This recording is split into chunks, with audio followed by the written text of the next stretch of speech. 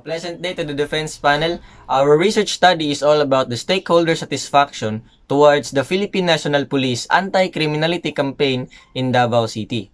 For the background of the study, crime prevention remains a main concern of the PNP. Yes, because the anti-criminality campaign of the PNP aimed to forestall and prevent crime from existing. It is the PNP's job to ensure and guarantee the safety and security of the people. The PNP guarantees that they are doing all that they can to forestall crimes from happening, and the people's participation as well as cooperation from the stakeholder is a key to the success of the anti-criminality campaign because they play a huge part in the campaign to make it successful and efficient. In Davao City, the implementation of the War on Drugs campaign was successful in restraining crimes related to drugs because it is reported that crimes show a decreasing trend in the past 3 years. And in the thousands of anti-criminality operations conducted by the PNP, thousands of drug personalities were arrested and millions of violators surrendered to the authority.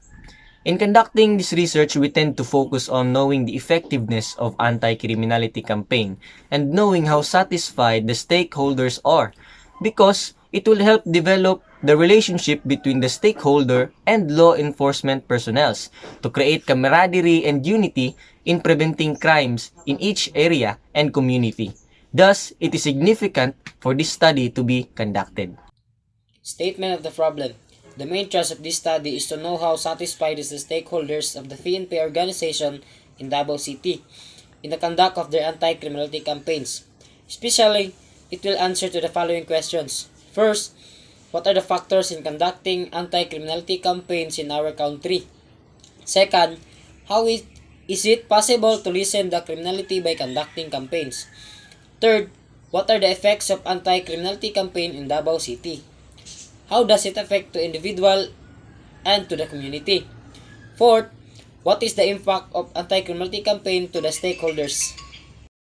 For the conceptual and theoretical framework of our research study, the study is anchored on the concept of developmental crime prevention. We inclined our research study in this theory because this theory has the concept and message that the anti-criminality campaigns create a feedback for the stakeholders because of the decreasing lawless acts happening in every corner of the street. Also, this aimed to lower the potential risk of a person of becoming a criminal. Thus, this theory have a significant value to this study because of the similarity of variables in this theory in relation to our study.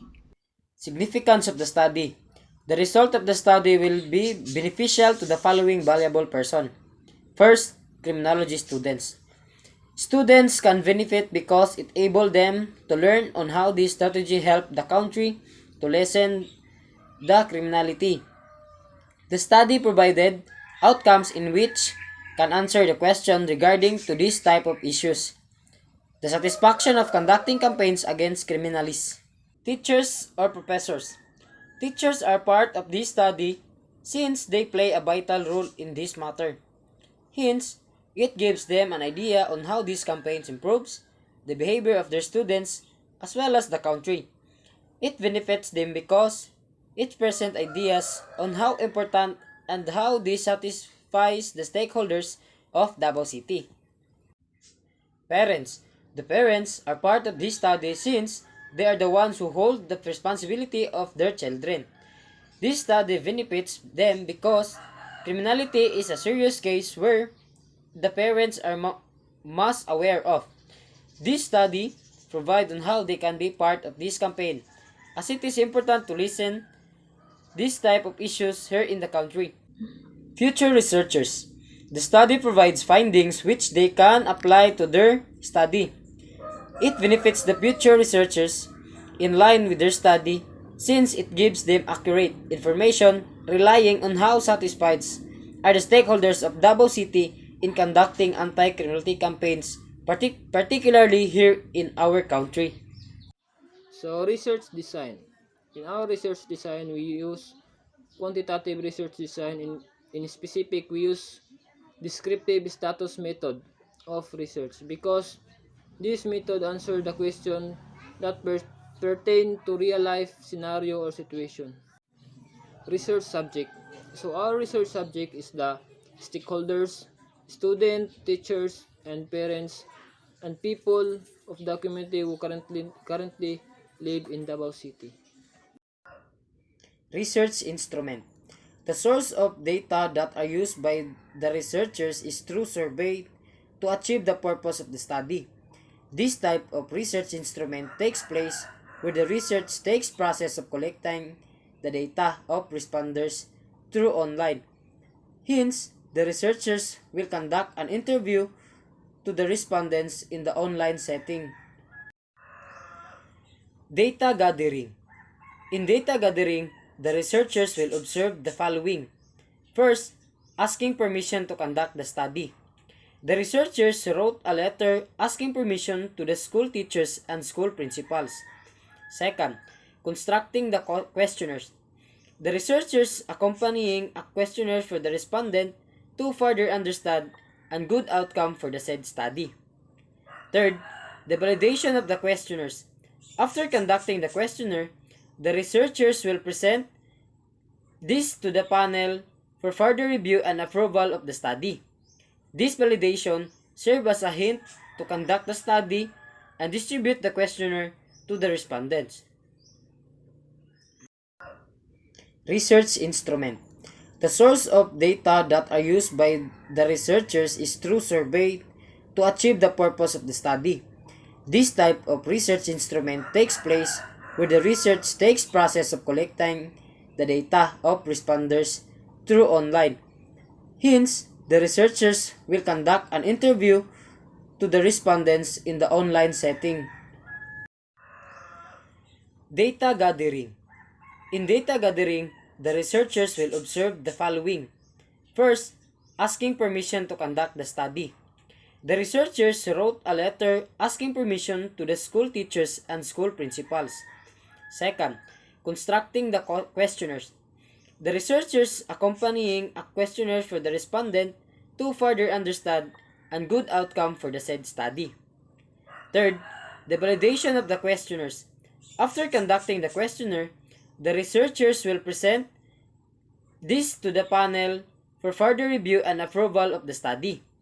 This validation serves as a hint to conduct the study and distribute the questionnaire to the respondents.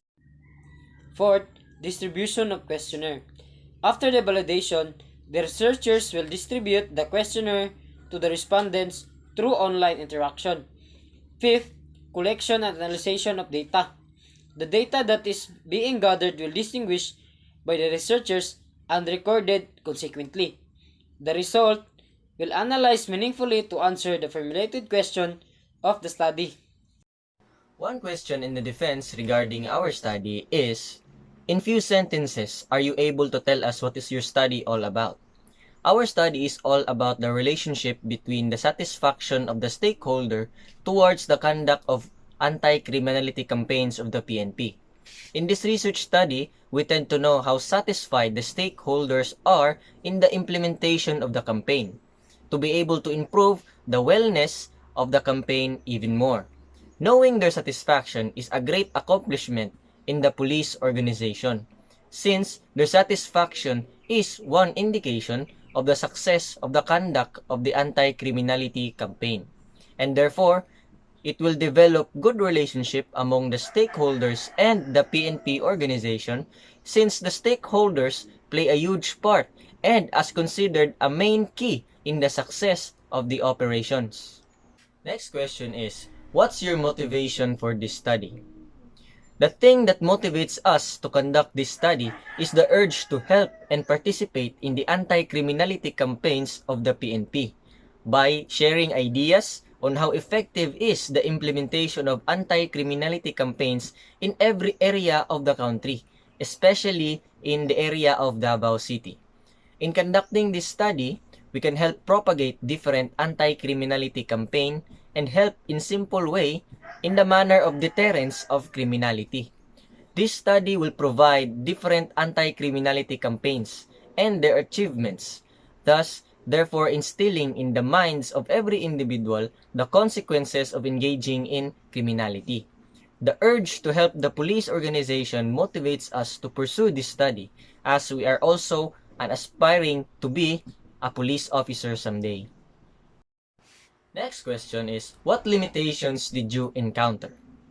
In the conduct of this study, we're only limited to gather data only around the conduct of anti-criminality campaigns of the PNP and to know the stakeholders' satisfaction.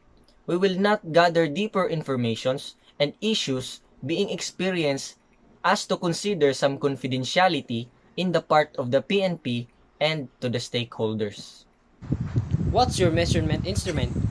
We obtain our data of respondents from the online setting.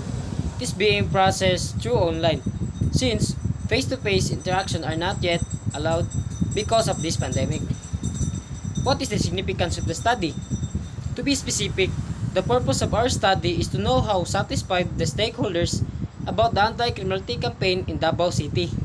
What are your research variables? For our research variables, we use independent and dependent variables.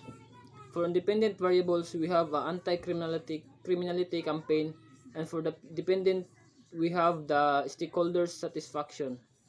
We aim to solve the problem of the people through the anti-criminality campaign to give satisfaction of our stakeholders. So, what would you modify if you were conduct a study again? If I were going to conduct study again, I will change what the panel wants to change or modify in our research study to further improve its credibility, and also I will change the respondent of my study because I want also to survey the respondent of other place, not just only the people in Davao City.